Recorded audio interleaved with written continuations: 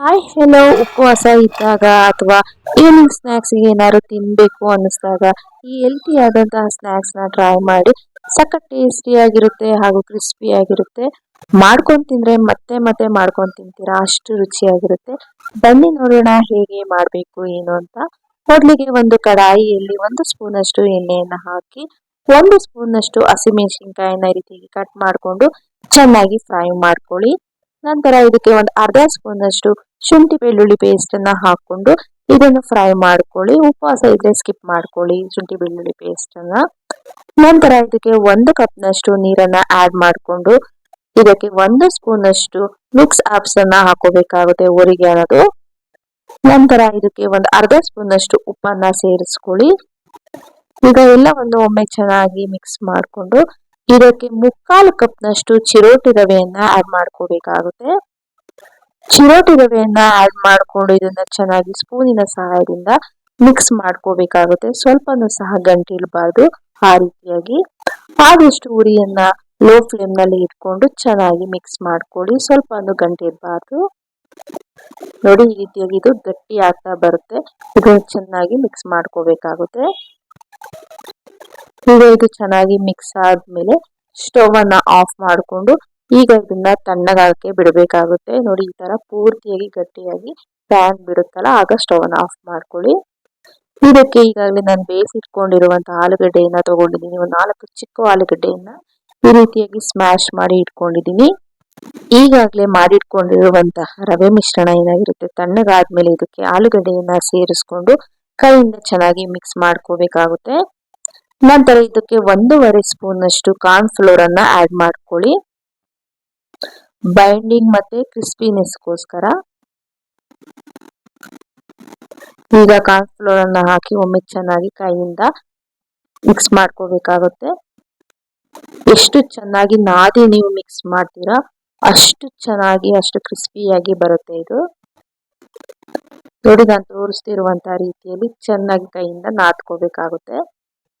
ಮಧ್ಯದಲ್ಲಿ ನಿಮ್ಗೆ ಬೇಕಂದ್ರೆ ಸ್ವಲ್ಪ ಕೈಗೆ ಎಣ್ಣೆಯನ್ನ ಹಚ್ಕೊಂಡು ಚೆನ್ನಾಗಿ ನಾದ್ಕೊಳ್ಳಿ.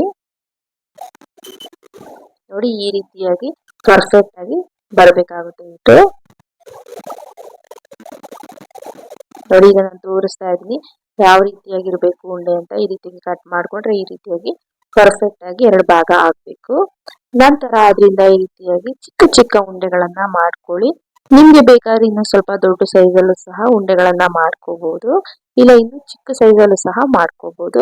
ನಾನಿಲ್ಲಿ ಮೀಡಿಯಂ ಸೈಜ್ ನಲ್ಲಿ ಉಂಡೆಗಳನ್ನ ಮಾಡ್ಕೊಳ್ತಾ ಇದ್ದೀನಿ. ಇದೇ ರೀತಿಯಾಗಿ ನಾನು ಎಲ್ಲಾ ಉಂಡೆಗಳನ್ನು ಸಹ ಮಾಡ್ಕೊಂಡೆ.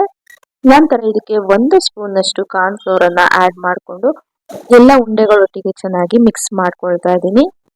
ಈ ರೀತಿಯಾಗಿ ನೀವು ಕಾರ್ನ್ ಫ್ಲೋರ್ ಅನ್ನ ಮಿಕ್ಸ್ ಮಾಡಿ ಎಲ್ಲ ಉಂಡೆಗಳಿಗೆ ಹಾಕೋದ್ರಿಂದ ನಿಮ್ಗೆ ಚೆನ್ನಾಗಿ ಕ್ರಿಸ್ಪಿಯಾಗಿ ಬರುತ್ತೆ, ಮತ್ತೆ ಒಂದಕ್ಕೊಂದು ಅಂಟ್ಕೊಳ್ಳೋದಿಲ್ಲ. ಈಗ ಇದು ರೆಡಿ ಆಗಿದೆ, ನೋಡ್ತಾ ಇರ್ಬೋದು, ಚೆನ್ನಾಗಿ ಕೋಟಿಂಗ್ ಆಗಿದೆ ಪರ್ಫೆಕ್ಟ್ ಆಗಿ. ಈಗ ಮೊದಲೇ ಎಣ್ಣೆಯನ್ನ ಚೆನ್ನಾಗಿ ಕಾಯೋದಕ್ಕೆ ಇಟ್ಟಿದೆ.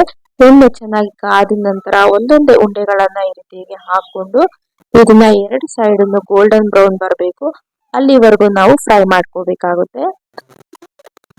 ನಿಮ್ಗೆ ಇದು ಸ್ವಲ್ಪ ಹೊತ್ತು ಹೋಗ್ತಾ ಹೋಗ್ತಾ ಈ ರೀತಿಯಾಗಿ ಕಲರ್ ಚೇಂಜ್ ಆಗ್ತಾ ಬರುತ್ತೆ.